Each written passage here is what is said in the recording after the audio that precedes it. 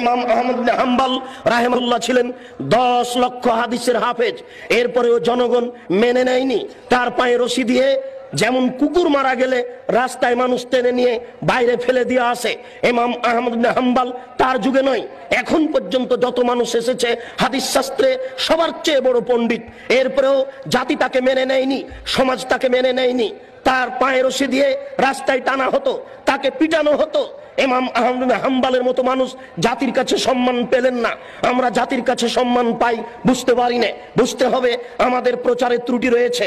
হক বড় তিতা, যা কালকে বলছিলাম। জাতি কেন সম্মান করে, জাতি কেন মূল্যায়ন করে? কেউ তো ইট মারে না, ঢেল মারে না, পাটকেল মারে না, সম্মান সহকারে খেতে দেয়। সেই জন্য তো আপনাকে গতকালকে আমি শোনাচ্ছিলাম যে আখেরি মোনাজাতে আপনি হাত তোলার পূর্বে এইভাবে একটু বলুন, তাহলে বুঝবো আপনি হক কথা বলছেন। বুঝলাম আপনি বড় কাজ করছেন, বুঝলাম আপনি বড় হুজুর, অনেক দূর থেকে এসেছেন, আমেরিকা থেকে এসেছেন, লন্ডন থেকে এসেছেন, সৌদি আরব থেকে এসেছেন। আপনি টুঙ্গির আখেরি মোনাজাতে অংশগ্রহণ করবেন, 1 ঘন্টা আপনি মোনাজাতে থাকবেন।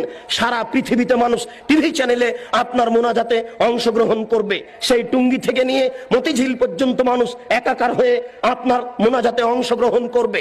দেশের নেতা নেত্রী এই মোনাজাতে অংশগ্রহণ করবে। হুজুর আপনি একটু হক কথা বলুন না, আপনি বলুন। আল্লাহর নবী বলেছেন লা ইয়াফলাহু কওমুন ওয়াল্লাহু আমরাহুম ইমরাতান, ওই জাতি কোনোদিন পরিত্রাণ পেতে পারে না যে জাতি নারীকে করেছে নেত্রী। ওই জাতি কোনোদিন পরিত্রাণ পেতে পারে না যে নারীকে করেছে নেত্রী। ওই জাতি কোনোদিন পরিত্রাণ পেতে পারে না যে জাতি নারীকে করেছে নেত্রী।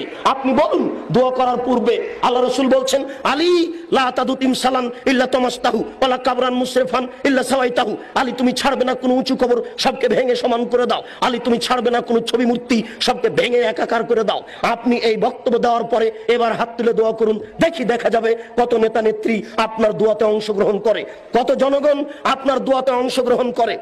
আপনি হাত তুলে দোয়া করার পূর্বে বলুন আল্লাহর নবী বলেছেন মান সাদ্দা ফুরজাতান বানাল্লাহু লাহু বাইতান ফিল জান্নাহ। আল্লাহর নবী বলেছেন সালাত আদায় করার সময়তে দুইজনের মাঝে যেই ফাঁকা রয়েছে এই ফাঁকা বন্ধ করে যে আল্লাহ তার জন্য জান্নাতে ঘর নির্মাণ করেন। আপনি বলুন একটু, এরপরে আপনি হাত তুলে দোয়া শুরু করবেন। বাইতুল মুকাররম হচ্ছে বাংলাদেশের জাতীয় মসজিদ। বাংলাদেশের যারা বড় আলেম তারাই সেখানে খুতবা দেওয়ার অধিকার রাখে।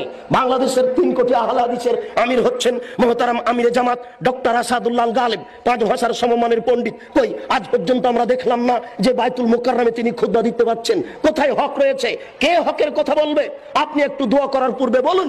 দেশবাসী শোনো, যারা বাইতুল মুকাররমের ইমাম তারাও শুনে রাখুন।